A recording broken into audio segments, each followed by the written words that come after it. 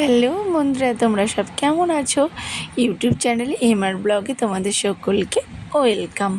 অনেক দিন পর চলে এলাম নতুন একটা ভিডিও নিয়ে। আমি তো সেরকমভাবে কোনো ব্লগ আর করতেই পারছি না, দিতেই পারছি না, কারণ নানা রকম কাজের চাপে আর একটু অন্য কাজেও ব্যস্ত ছিলাম, তার জন্য ব্লগ দিতে পারছি না, আর শ্যুট করাই হচ্ছে না। তো যাই হোক, আজ এটা হচ্ছে শুক্রবারের ভিডিও, তোমাদেরকে দেখানো হবে। তো এই দেখো, সকাল সকাল ঘুম থেকে তো আমি উঠে পড়লাম। তার আগে তোমাদেরকে জানাই গুড মর্নিং, রাধে রাধে, জয় শ্রীকৃষ্ণা। তারপরে দেখো আমার মাম্মামকে ওঠানোর জন্য চলে এসেছি। মাম্মামকে তো ওঠানো হচ্ছে গুড মর্নিং বলে। ও একটা ভোর হলো দৌড় একটা চড়া শিখেছে, সেটা ওকে বলতে বলাও হচ্ছে। এইটা বলতে যেই বলা হয়েছে, ও ঘুম থেকে ফট করে উঠে পড়েছে। দেখো, তারপর আবার ঘুমিয়ে পড়েছে। তখন আমি কি করলাম, জানলাটা খুলে দিলাম। এবার আমি ওকে উঠিয়ে নিয়ে চলে যাব, মুখটা ধুয়ে দেবো, তারপর একটু জল খাইয়ে দেবো। কারণ সকালে উঠে ফার্স্টে আমি ওকে আগে জল খাইয়ে দিই, তারপরে আমি আজকে ভাবলাম চলো, ও এত দুষ্টু করছে দেখে আজকে একটু মেডিটেশন করানো যাক।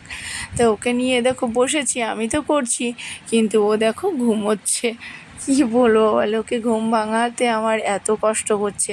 স্কুলে ভর্তি করলে না জানি কতটা কষ্ট যে আমার হবে, সে আমি বুঝতে পারছি।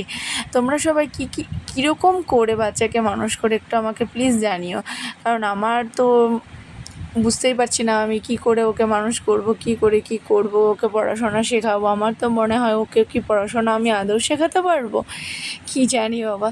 তারপরে দেখো ওকে উঠিয়ে খাইয়ে টাইয়ে দিয়ে আমরা একটু চাটা খেয়ে এখন চলে এসেছি বাসন ধুতে।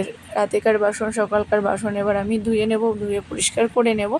তারপরে আবার আমি রান্না বসাবো দুপুরকার জন্য। আজকে বনুর একটা ফ্রেন্ড, বনুর বান্ধবী, ওকে এতটাই ভালোবাসে যে একটু ভালো রেজাল্ট করেছে বলে ওকে গিফট দিয়েছে। তো ওরও তো উচিত একদিন বাড়িতে ডেকে নিয়ে এসে ওকে খাওয়ানো। তার জন্য ওকে বলে দিলাম যে আজকে দুপুরে ওকে বলে দে আমাদের এখানেই খাওয়া দাওয়া করবে। যেহেতু ও এখানেই এসেছিল, আমাদের এই দিকটাতে এসেছিল যে ফর্ম ফিল আপ করার জন্য, যে কোন কলেজে ভর্তি হবে সেই জন্য ফর্ম ফিল আপ করার জন্য এসেছিলো। তো ও আবার এখান থেকে অনেকটা দূরে ওইদিকে যেতে হবে, তার থেকে আমাদের বাড়িতে দুপুরে খাওয়া দাওয়া করে তারপর না হয় যাবে। তো ওই রান্নাবান্না বসানোর আগে আমি এগুলো সব কিছু গুছিয়ে গাছিয়ে নিলাম। যে একটা ছবি দেখলে, ওইটা হচ্ছে আমার বাবার ছবি। তো আমার বাবা নেই ঠিক আছে, কিন্তু সবসময় আমাদের সাথেই থাকে। তারপরে দেখো একটা সবজি রান্না করে নিচ্ছি। ও বলে কি যে আমার বান্ধবী আসছে, আমি রান্না করে খাইয়ে দেখি। ও তো রান্নার রও জানো না, এদিকে আবার বলে আমি সব রান্নাই জানি, আমি চাইনিজ থেকে শুরু করে সমস্ত সব রান্না করে দেবো। তাহলেই হয়েছে, ও যে কী করবে। তারপর আমি রান্না শেষ করে চলে এসেছি যে দিদির বাড়িতে। চল যাই গিয়ে মেয়ের আর কি চুলটা কাটিয়ে নেবো স্ট্রিমার দিয়ে। আমি তো ওকে একা একা কাটাতেই পারি না, আর সেলুনে নিয়ে গিয়ে ওর বাবা তো ঘুরিয়ে নিয়ে চলে এসছে যখন ওর পাপা ছুটিতে ছিল তখন। তারপর থেকে তো ভাবছি যে কাটাবো, এতটাই গরম পড়েছে। তো মেয়েকে তো চুল না কাটালে ও তো গরমে প্রচণ্ড পরিমাণে অস্বস্তি করছে চুলের জন্য। এদিকে চুল কাটাতে নিয়ে চলে এসছে, ও তো লুকিয়ে লুকিয়ে বেড়াচ্ছে, ওইদিকে চলে যাচ্ছে, চুল কাটতেই চাইছে না। কি করে যে ওকে কাটানো হবে সে ভগবানই জানে।